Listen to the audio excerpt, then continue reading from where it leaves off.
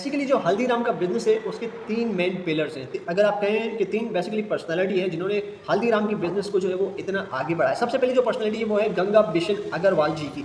11 साल की उम्र में वो अपने वालिद के साथ काम करते थे। भुजिया की शॉप है, उनकी वालिद की भुजिया की शॉप थी। वो हमेशा सीखने में लगे रहते थे कि किस तरीके से जो है वो अच्छी और मज़ीद जो है वो जायके वाली भुजिया बना सकें। बेसिकली उस ज़माने में बहुत सारे जो लोग थे, 90% तकरीबन जो लोग थे वो फूड बिज़नेस ही किया करते थे। गंगा बिशन अग्रवाल जो है, जिनको प्यार से हल्दीराम भी कहते हैं, उन्होंने जो है वो इसकी बेसिकली शुरुआत की थी। हल्दीराम हमेशा एक बात सोचा करते थे कि किस तरीके से जो है वो अपनी भुजिया की जो टेस्ट है, जो जायका है, उसको किस तरीके से बेहतर कर सकते हैं दूसरे जो अवेलेबल भुजियास हैं उनके मुकाबले में। तो वो हमेशा सीखने में लगे रहते थे और नए नए एक्सपेरिमेंट करते रहते थे।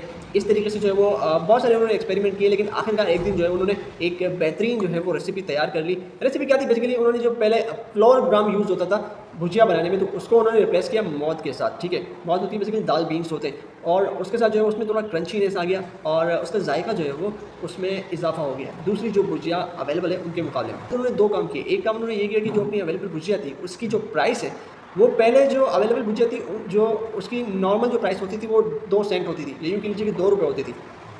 उन्होंने अपनी भुजिया की जो प्राइस रखी वो रखी 5 रुपीज़, 5 रुपये। ठीक है, इसके अलावा जो है उन्होंने दूसरा एक काम ये किया कि अपनी भुजिया को उन्होंने नाम दिया। क्या नाम दिया?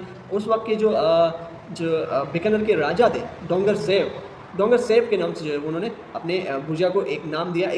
अपनी भुजिया को एक सबसे जो है वो अलग तरीके से जो है वो पेश किया, एक एज अ लग्जरी आइटम पेश किया। तो उसमें जो है वो काफ़ी कामयाब रहे और उनकी सेल्स में जो है वो अच्छा खासा इजाफा हुआ। शिव किशन अग्रवाल जो है वो दूसरा पिलर है। बेसिकली हल्दीराम के बिज़नेस को जो है वो एक्सपेंड करने में इनका जो है वो बहुत बड़ा हाथ है।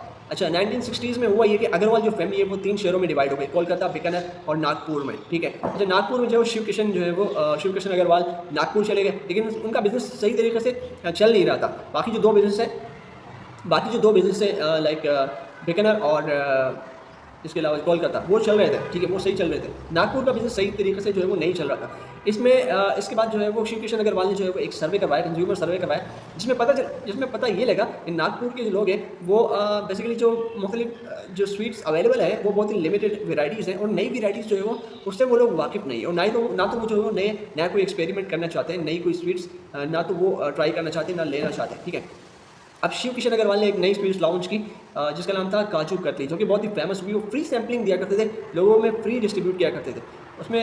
तो उसका हुआ ये कि उसकी सेल जो है वो बढ़ गई, बिजनेस जो है वो चलने लगा। एक बात और शिव किशन अग्रवाल को पता लगी कि जो नागपुर के लोग हैं वो बहुत ज़्यादा साउथ इंडियन जो फूड है उसको पसंद करते हैं। तो सबसे पहले उन्होंने क्या कि साउथ इंडियन जो है वो रेस्टोरेंट ओपन किया।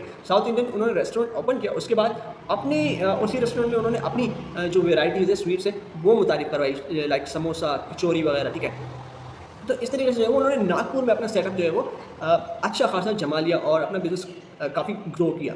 ठीक है, तो ये बेसिकली थे दूसरे पर्सन जो कि रिस्पॉन्सिबल है हल्दीराम के बिज़नेस को एक्सपेंड करने में। लाल अग्रवाल तीसरा पिलर है हल्दीराम के बिज़नेस को एक्सपेंड करने में, बल्कि मैं समझता हूँ कि मनोहर लाल जो है वो मास्टरमाइंड है हल्दीराम के। ठीक है, अच्छा, उन्होंने क्या उनके दौर तक जो है जब वो आए, ठीक है, जब बिज़नेस में वो आए हल्दीराम के, उस वक्त तक तो जो हल्दीराम था वो सिर्फ 3 सिटीज़ तक महदूद था, कोलकाता, बीकानेर और नागपुर।